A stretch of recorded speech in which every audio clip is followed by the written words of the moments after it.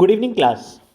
As in the previous class of your chemistry, we were studying the chapter State of Matter, and in which we were studying the gas law.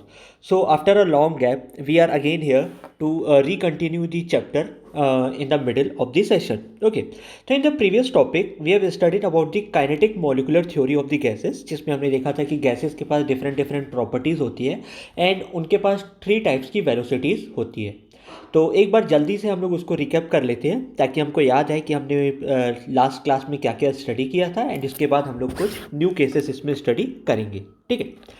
सो जैसे इसका first point था कि each gas is made up of large number of small particles known as molecules. तो मैंने आपसे कहा था कि ये बहुत छोटे छोटे मॉलिक्यूल्स से मिल करके एक बड़ा सा इन लोग क्या बनाते हैं, गैस बनाने की कोशिश करते हैं.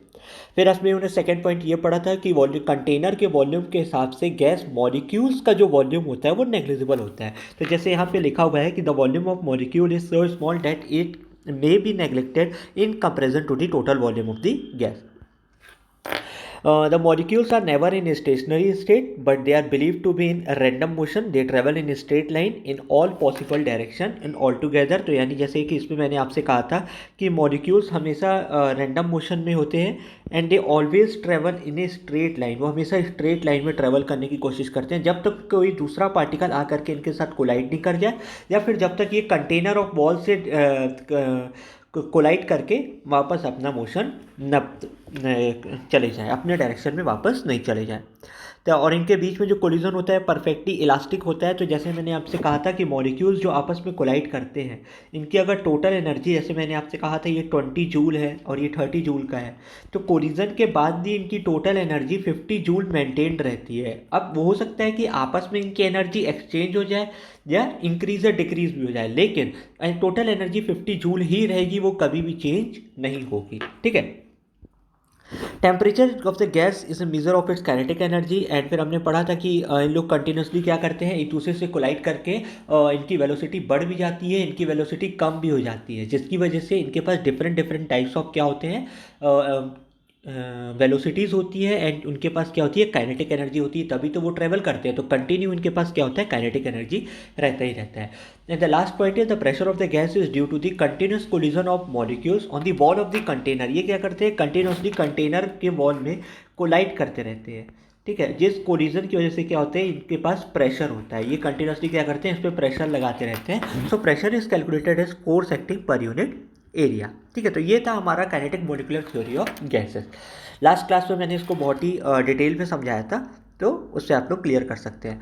अब क्या होता है कि यूजुअली हर मॉलिक्यूल्स आपस में क्या कर रहे हैं, कंटिन्यूसली कोलाइड कर रहे हैं. तो जिसकी वजह से क्या होता है, किसी की वेलोसिटी इंक्रीज हो जाती है तो किसी की वेलोसिटी क्या हो जाती है, डिक्रीज हो जाती है. जैसे कि मैंने लास्ट क्लास में कहा था कि अगर हम एक साथ 1000 मॉलिक्यूल्स को रिलीज़ कर दें तो कुछ समय बाद मतलब इक्वल वेलोसिटी में इनको रिलीज़ करें तो कुछ समय बाद क्या होता है, इनकी वेलोसिटी इंक्रीज या डिक्रीज हो सकती है. यानी किसी के पास ज़्यादा होगी, किसी के पास कम होगी, या किसी की वेलोसिटी इक्वल हो सकती है तो किसी की वैल्यू कंप्लीटली डिफरेंट हो सकती है वेलोसिटी की. तो इस वजह से इनके पास 3 टाइप्स की वेलोसिटीज़ होती है. पहली वेलोसिटी है रूट मीन स्क्वायर वेलोसिटी, दूसरी है मोस्ट प्रोबेबल वेलोसिटी, और तीसरी है एवरेज वेलोसिटी. तो the root mean square velocity is calculated as root over 3 RT upon M. And जिसमें हमने आर टी की जगह पी वी भी रख के देखा था. एंड मोस्ट प्रोबेबल वेलोसिटी होती है root over 2 RT upon M. And average velocity जो होती है root over 8 RT upon M के बराबर होती है. एंड फिर हमने इनका रेशियो भी लास्ट क्लास में स्टडी किया था. तो यहाँ तक था हमारा प्रीवियस क्लास का थोड़ा सा रिवीजन. अब हमें कुछ नया पढ़ना है. नया ये पढ़ना है deviation from ideal gas behaviour. हमने अभी तक जो एक इक्वेशन पढ़ा था, आइडियल गैस इक्वेशन, जो कि था P V is equal to N R T. जो भी गैस इस इक्वेशन को कंप्लीटली फॉलो करता है at all temperature and pressure, ठीक है, उसको हम परफेक्टली आइडियल गैस बोलते हैं. क्या बोलते हैं, आइडियल गैस बोलते हैं. और जो भी इसको फॉलो नहीं करेगा एट दैट पर्टिकुलर टेम्परेचर और प्रेशर, तो उसको हम लोग रियल गैस बोलते हैं. एंड दुनिया में परफेक्टली आइडियल गैस का एग्जिस्ट होना बहुत मुश्किल है. ठीक है। जैसे सिंपल सा एग्जांपल आप लो तो क्लास में केवल एक टॉपर होता है, उससे ज़्यादा टॉपर नहीं होते हैं, ठीक है। तो हर किसी का टॉपर बनना पॉसिबल तभी होता है कि जब वो कंप्लीट तरीके से डेडिकेट होकर पढ़ाई करे या कंप्लीट अपनी मेहनत दे, ठीक है। तो 100 में 100 मार्क्स लाने के लिए क्या करना पड़ता है, हमको कंप्लीटली डेडिकेशन देना पड़ता है। तो हर कोई तो 100 मार्क्स नहीं ला पाता है, यानी वो रियल हो गए। और जो 100 में 100 ले आया वो क्या हो गया, आइडियल हो गया, कि हर कोई 100 लाना चाहता है, ठीक है। तो उसी प्रकार से जो भी gas PV is equal to NRT को कंप्लीटली फॉलो करेगा वो क्या होता है, आइडियल गैस होता है। तो जैसे यहाँ लिखा हुआ है, a gas which obeys the gas laws and gas equation PV is equal to nRT strictly at all temperature and pressure is said to be an ideal gas. The molecules of ideal gas are assumed to be volumeless points and with no attractive force between one another. यानी जैसे कि हमने kinetic molecular theory में कहा कि इसका जो volume होता है मॉलिक्यूल्स का वो नेग्लेक्ट करते हैं, यानी इक्वल टू जीरो मान लो, और उनके बीच में जो फोर्स ऑफ अट्रैक्शन है वो भी जीरो है, वो क्या कहलाएगा, आइडियल गैस कहलाएगा। पर हर केस में जरूरी नहीं कि ऐसा होता है, ठीक है। But no real gas strictly obeys the gas equation at all temperature and pressure.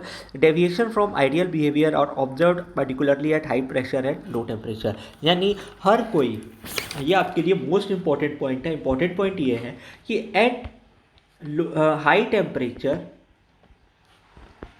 And low pressure, ठीक है, आइडियल गैस की तरह बिहेव करना बहुत अच्छा है। हर कोई आइडियल गैस की तरह क्या करता है, बिहेव करता है। लेकिन जहाँ हाई टेम्परेचर का मतलब है कि मॉलिक्यूल्स के पास एक्सेस ऑफ काइनेटिक एनर्जी है, वो कहीं पे भी यहाँ से वहाँ ट्रेवल कर सकते हैं। लो प्रेशर का मतलब है कि वहाँ पे वॉल्यूम बहुत ज़्यादा है। तो अगर वॉल्यूम बहुत ज़्यादा है तो हम लोग गैस मॉलिक्यूल्स के वॉल्यूम को क्या कर सकते हैं, नेग्लेक्ट कर सकते हैं। तो इसका ये कंडीशन ये दिया गया है कि लो प्रेशर पर हम लोग क्या मान सकते हैं कि वॉल्यूम ऑफ गैस क्या है, नेग्लिजिबल है।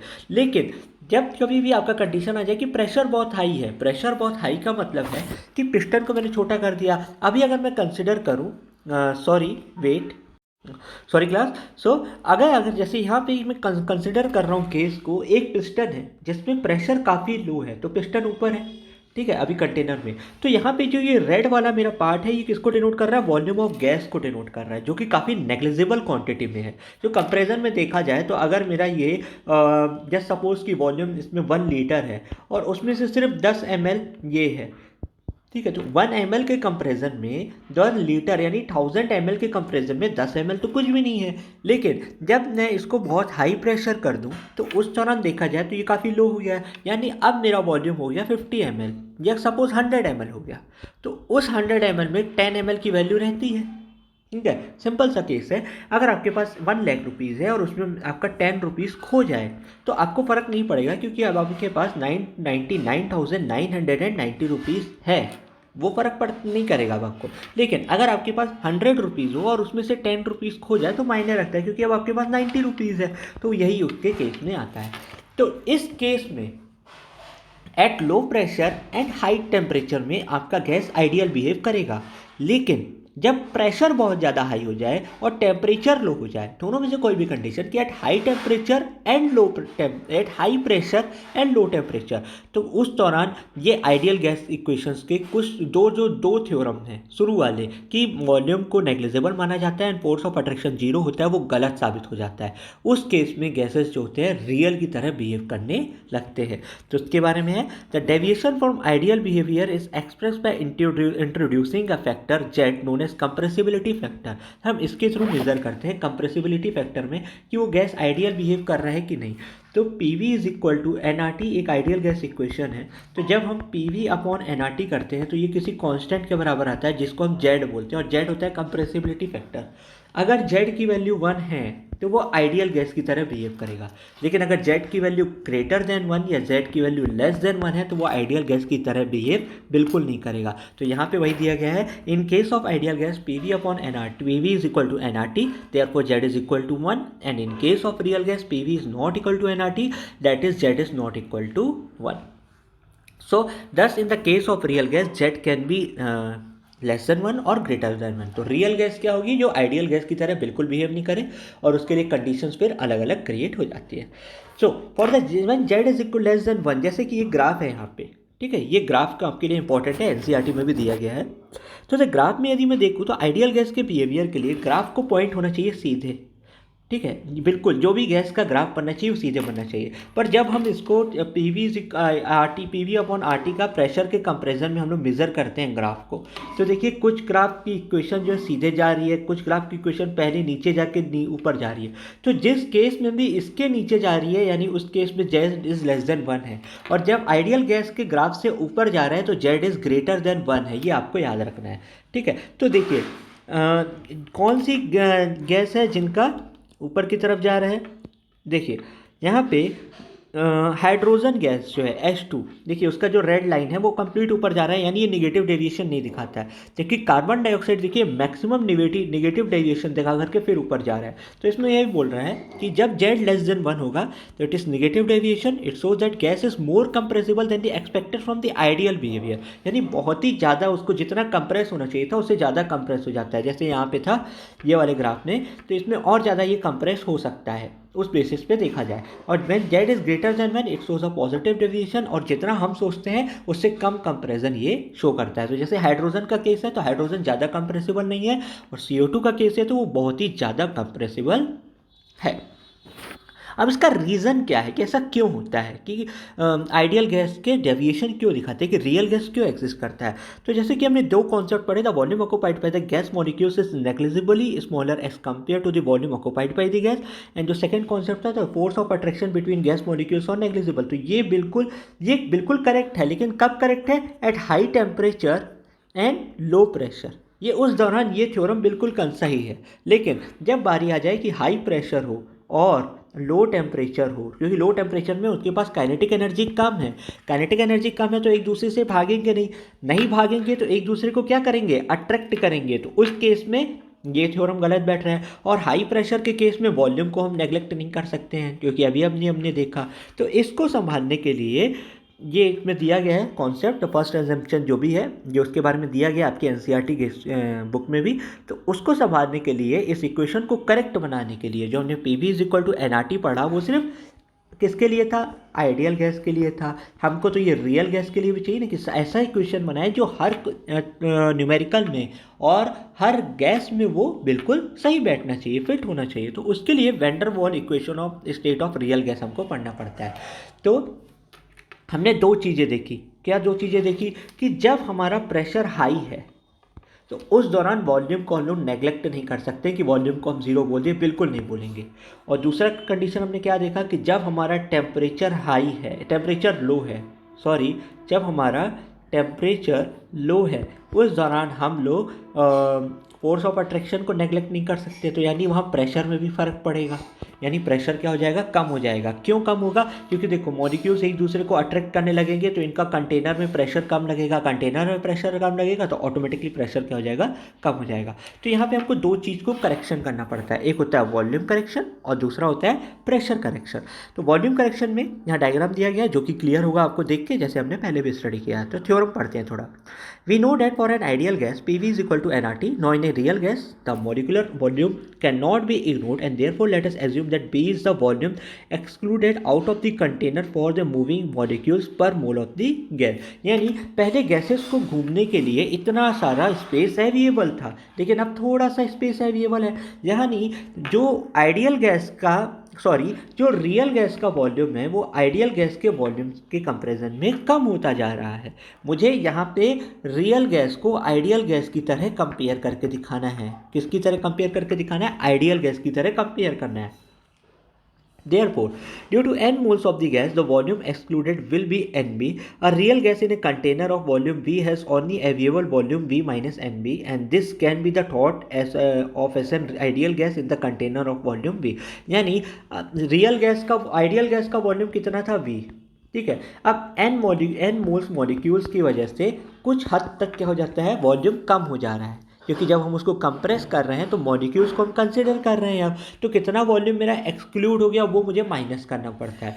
तो उसने एक करेक्शन टर्म दिया कि रियल गैस का जो वॉल्यूम होगा V माइनस NB के बराबर होगा, जहाँ पे B एक कांस्टेंट है जो कि कंप्लीटली डिपेंड करता है नेचर ऑफ गैस पे। क्या डिपेंड करता है? Completely depends on the nature of gas. और B की जो वैल्यू है वो वॉल्यूम के बेस पे कैलकुलेट किया जाता है, जो कि होता है 4/3 पाई आर क्यूब के बराबर कैलकुलेट किया जाता है। तो इसके लिए डायरेक्टली हमको दिया जाता है, वैल्यू हमको एग्जाम में दी जाती है, जिसको हम लोग प्लेस करके निकालते हैं, हमें कैलकुलेट नहीं करना पड़ेगा। तो फिर से, जब प्रेशर बहुत ज़्यादा हाई होगा तो उस दौरान हम लोग वॉल्यूम ऑफ मॉलिक्यूल्स को इग्नोर नहीं कर सकते हैं। तो हमको एक करेक्शन टर्म लगाना पड़ता है, जो कि होता है V minus N B, which is consider as a volume of an ideal gas. ठीक है, यानी मुझे इसको रियल गैस के बराबर लेके आना है, तो मुझे माइनस करना पड़ता है। इसी वजह से मैं उसको माइनस करता हूँ, ताकि मुझे वॉल्यूम ऑफ क्या मिल जाए, आइडियल गैस के बराबर मिल जाए। ठीक है, so here ideal volume V I is equal to V minus N B. यहाँ पे आइडियल वॉल्यूम यानी मैं रियल गैस के वॉल्यूम को आइडियल गैस के वॉल्यूम के बराबर लेके आ रहा हूँ। तो n is number of moles of real gas, v is volume of gas and b is the constant whose value depend on the nature of the gas. तो ये आपके लिए एक इंपॉर्टेंट पॉइंट आता है। तो होप यहाँ तक आपको क्लियर होगा। अब बारी आती है प्रेशर करेक्शन की। तो प्रेशर करेक्शन में जैसे मैंने आपसे कहा कि जब मैं टेम्परेचर को लो कर दूँ, तो यानी मॉलिक्यूल्स के पास काइनेटिक एनर्जी क्या हो गई, कम हो गई। अगर काइनेटिक एनर्जी कम हो गई, तो अगर ये एक दूसरे से टकराएंगे तो एक दूसरे को क्या करेंगे, थोड़ा बहुत तो अट्रैक्ट करना शुरू कर देंगे।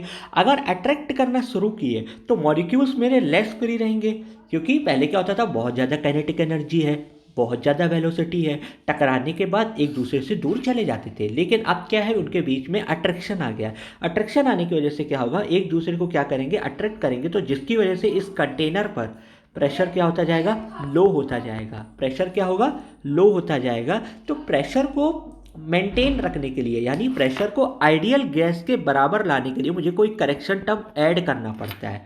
तो उन्होंने करेक्शन टर्म ऐड किया। उन्होंने कौन सा करेक्शन टर्म ऐड किया, तो यहाँ पे ये पूरी थ्योरी दी गई है, जिसको आप स्टडी करिएगा। तो जैसे देख सकते हैं, it can be seen that a pressure of a real gas exert would be less than the pressure of a ideal gas. जो कि मैंने आपसे कहा कि प्रेशर कम हो जाएगा। The real gas experience attraction by it molecules in the reverse direction. Therefore if a real gas exerts a pressure V, then an ideal gas will exert a pressure P plus P, यानी ideal gas का pressure real gas से थोड़ा ज़्यादा होगा। तो where P is the pressure loss by the gas molecules due to attraction. तो यहाँ पे जो P का जो उन्होंने कैलकुलेट किया एक्सपेरिमेंटली, तो इसमें लिखा था कि this small pressure P would be directly proportional to the extent of attraction between the molecules which are hitting the container wall and the molecules which are attracting this. So P is directly proportional to n upon V, and जो कि उसको solve किया तो P is equal to आया a n square upon V square के बराबर आया था। उन्होंने जब इसको कैलकुलेट किया, तो जो आइडियल गैस का प्रेशर है वो रियल गैस के pressure plus A N square upon V square के बराबर होता है। यानी जो हमारा न्यू वॉल्यूम आया वो क्या था, V minus N b, V is equal to V minus NB for ideal gas, and pressure for ideal gas is pressure plus AN square upon V square आया। मैंने आपसे पहले ही कहा था कि हमें इसको रियल गैस को आइडियल गैस के इक्वेट करके लाना है। ठीक है, तो जो एक न्यू हमारा बनता है, अब देखिए यहाँ पे दिया the higher value of a reflects the increase attraction between gas molecule. यानी जितना ज़्यादा ए का वैल्यू होगा उतना ज़्यादा इसका बीच में क्या होगा, अट्रैक्शन होगा। So P N higher the value of A, वही है पूरा। Substituting the value of ideal gas equation, हमारे पास आइडियल गैस इक्वेशन है P V is equal to N R T. अब आइडियल गैस के लिए पी क्या है, P plus A N square upon V square, and volume क्या है, वी माइनस एन बी। ठीक है, तो ये आ जाता है एनआरटी के बराबर। तो इसको हम लोग वैंडर वॉल इक्वेशन भी बोलते हैं। तो ये आपके लिए एक इंपॉर्टेंट था कि डेविएशन क्यों दिखाता है। एग्जाम में पूछा जाता है बेसिकली कि आपको काइनेटिक थ्योरी लिखिए, उसका डेविएशंस क्यों होता है, एंड फिर आपको ये दोनों पॉइंट्स, यानी जो मैंने आपको प्रेशर करेक्शन और वॉल्यूम करेक्शन बताया है, ये पूरा प्रॉपरली आपको थ्योरेटिकली लिखना है, जैसे कि यहाँ पे थ्योरी में दिया गया है, एंड साथ ही साथ आपको ऐसे लिखना पड़ेगा। ठीक है, अब यहाँ पे जो हमारे कांस्टेंट थे ए एंड बी, उसका क्या मतलब होता है। तो van der Waals constant for attraction a and b, a and volume b are characteristics for a given gas, and some silent features are. For a given gas, van der Waals constant of attraction A is always greater than the van der Waals constant of B. The gas having higher value of A can be liquefied easily, and therefore H2 and He are not liquefiable easily. Unit of A is liter square atm per mole square, and unit of B is liter per mole. And the higher the value of A for a given gas, easier is the liquefaction. तो यहाँ तक आपका kinetic molecular theory का एक part complete हो गया है, and hopefully यहाँ तक आपको कोई भी डाउट नहीं होगा कि काइनेटिक मॉलिक्यूलर थ्योरी हमें कैसे पढ़नी है, एंड ये आपके लिए बहुत इंपॉर्टेंट टॉपिक था। जो अब आपका नेक्स्ट टॉपिक है वो मेरे ख्याल से केवल लिक्विड है, क्योंकि गैस लॉस कंप्लीट हो गया है। तो अगर आपको ये नोट्स, अगर आपको मैं आपको पीडीएफ कर दूंगा, if you needed I will send it to you, you can ask कि सर हमें ये नोट्स सेंड कर दीजिए आप। And if you have any problem for solving the examples, तो प्लीज़ आप एग्जाम्पल सॉल्व करते चलिएगा, and please make the notes of this also, क्योंकि ये नोट्स आपके लिए बनाना जरूरी है। तो till then study it well from the NCERT book also और from the refresher you are using, and try to understand the topic very easily. And if you have any doubt, you are free to ask anytime. So take care all of you.